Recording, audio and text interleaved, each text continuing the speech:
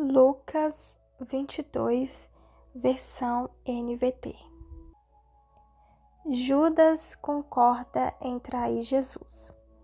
A festa dos pães sem fermento, também chamada de Páscoa, se aproximava.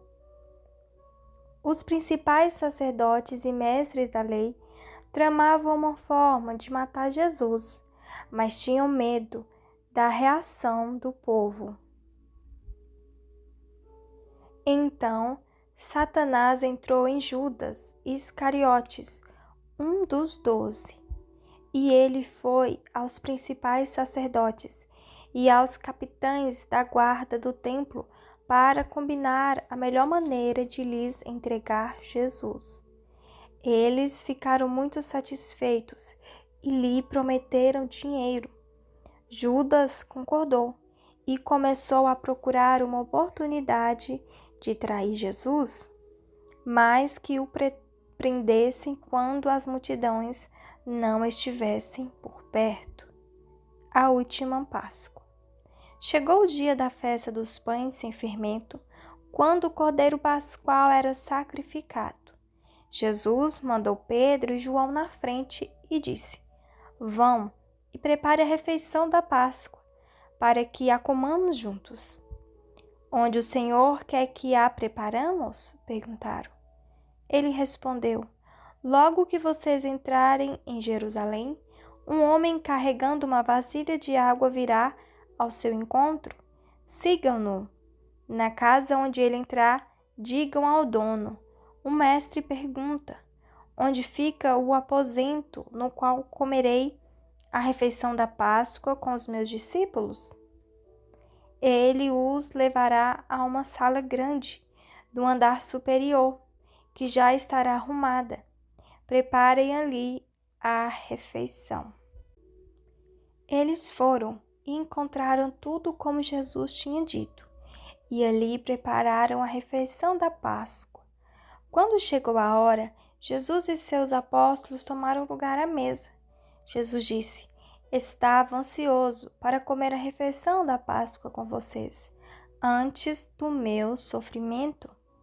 Pois eu lhes digo agora que não voltarei a comê-lo, até que ela se cumpra no reino de Deus."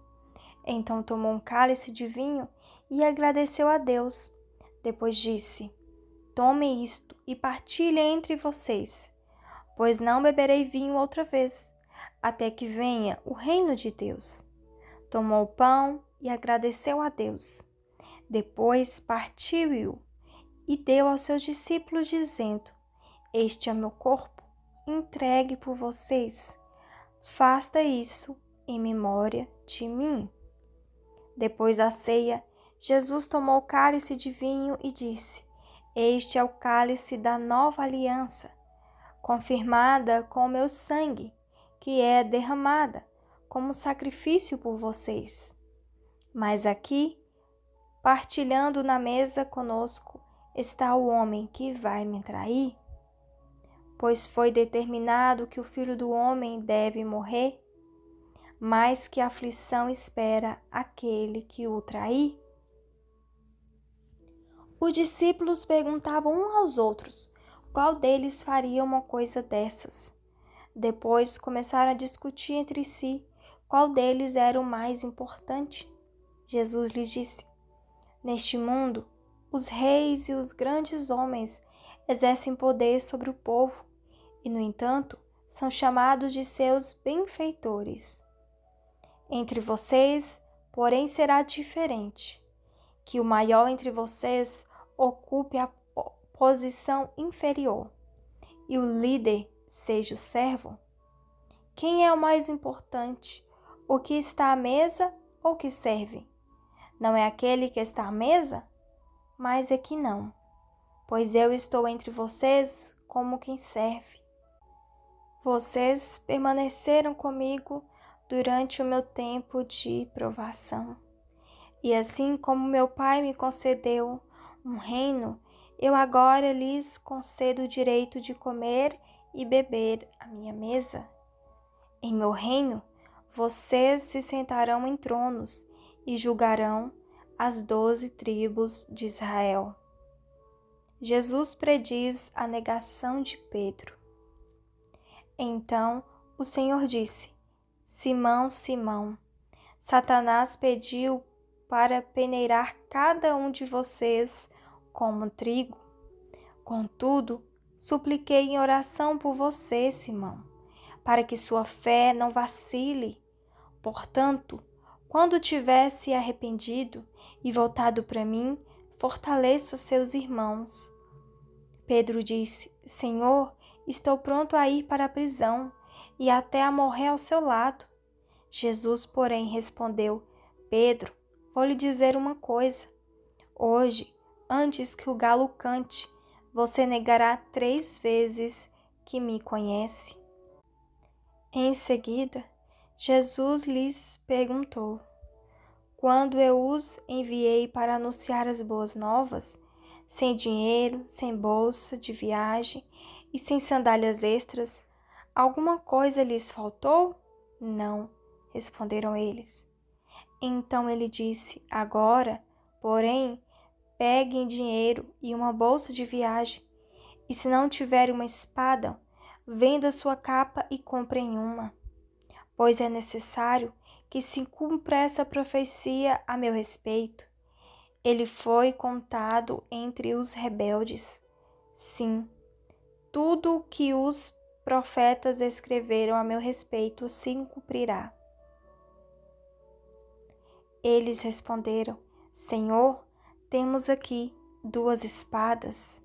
É suficiente, disse ele. Jesus ora no Monte das Oliveiras. Então, acompanhado de seus discípulos, Jesus foi, como de costume, ao Monte das Oliveiras. Ao chegar, disse: Orem para que vocês não cedam à tentação. Afastou-se a uma distância, como de um arremesso de pedra, ajoelhou-se e orou: Pai, se queres, afaste de mim este cálice. Contudo, que seja feita a tua vontade e não a minha. Então apareceu o anjo do céu que o fortalecia. Ele orou com ainda mais fervor, e sua angústia era tanta que seu suor caía na terra como gotas de sangue.